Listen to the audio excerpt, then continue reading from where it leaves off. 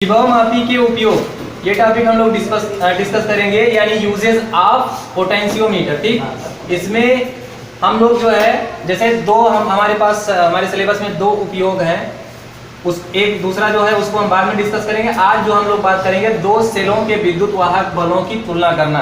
अर्थात अगर हमारे पास दो सेल हैं, दो सेल होने का मतलब यह है कि हमारे पास दो सेल E1 और E2 हैं, जिनके इलेक्ट्रोमोटिव फोर्स यानी EMF ऑफ सेल हमको कंपेयर करना है। या हम ऐसे कहते हैं कि अगर हमारे पास एक प्रमाणिक सेल है तो दूसरे का हमें इलेक्ट्रोमोटिव फोर्स ज्ञात करना है। ठीक है, EMF ऑफ सेल ज्ञात करना है।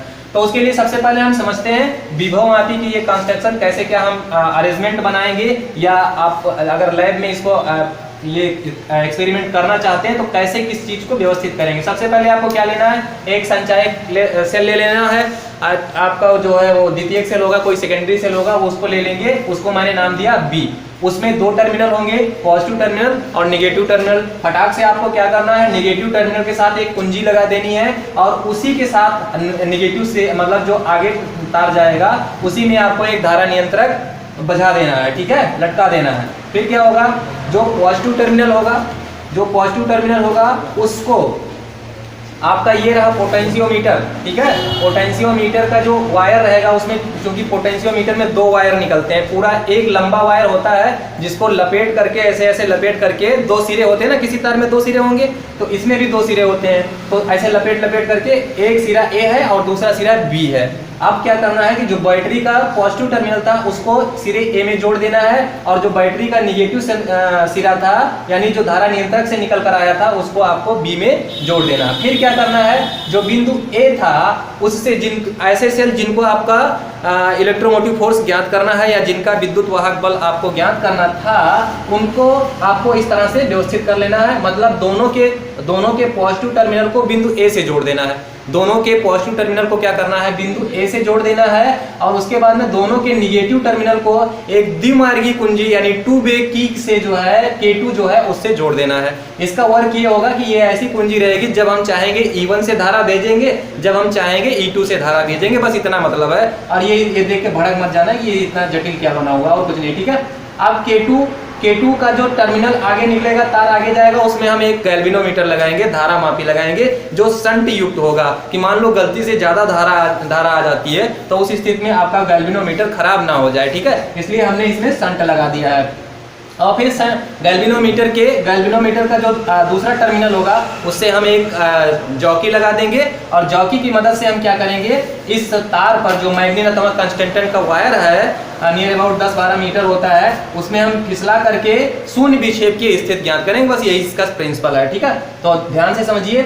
अब फिर आगे क्या करना है, सबसे पहले कुंजी K1 को लगाएंगे। कुंजी K1 को लगाएंगे, तुरंत धारा पूरे सर्किट में फ्लो करने लगेगी। उसके बाद में हम क्या करेंगे, K2 को प्रेस कर देंगे। धारा नियंत्रक रहेगा तो धारा नियंत्रक से अगर हमें जितनी धारा जरूरत है उतना हम कंट्रोल करेंगे।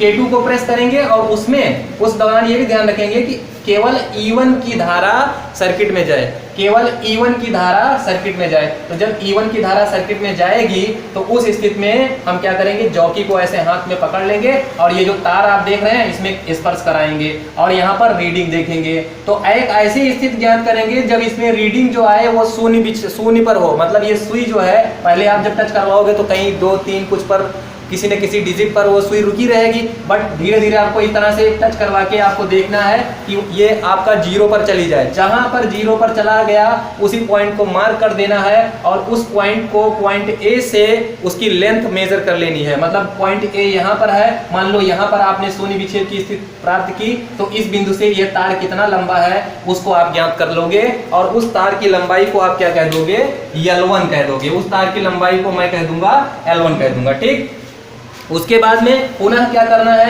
अब फिर इसको E1 जो था उसको आपको डिस्कनेक्ट कर देना है।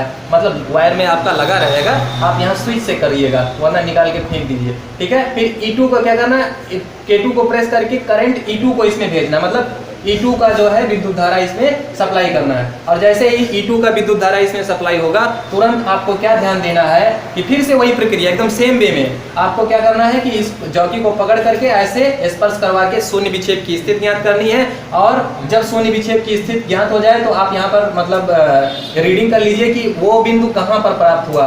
वो बिंदु जो है ए से कितनी दूरी पर प्राप्त हुआ, जहां पर आपने ऐसे टच करवाया और वो शून्य हो गया। तो मान लेते हैं कि हमने ए से L2 डिस्टेंस पर टच करवाया और वहां पर हमको शून्य विक्षेप की स्थिति प्राप्त हुई, ठीक है। तो वो लेंथ क्या हो गई, L2 हो गई। तो अब अगर हम जो हमारे पास पहले सेल था, उस पहले सेल की अगर हम विभव प्रवणता यानी वो शून्य विक्षेप की स्थिति में जो क्या होगा, सेल का जो विद्युत वाहक बल होगा वो potential difference between point A और जो जहां पर हमने टच करवाया है उनके बीच में पोटेंशियल डिफरेंस के बराबर होगा।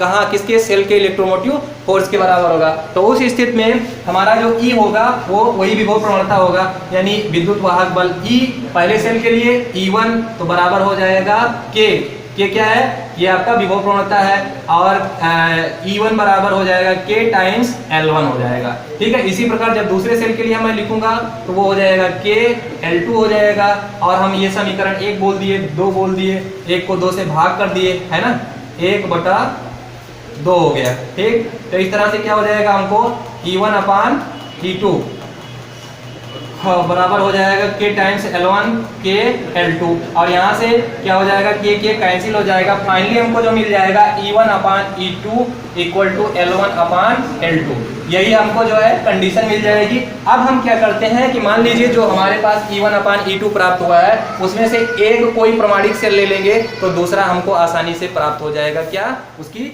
वैल्यू प्राप्त हो जाएगी, ठीक है।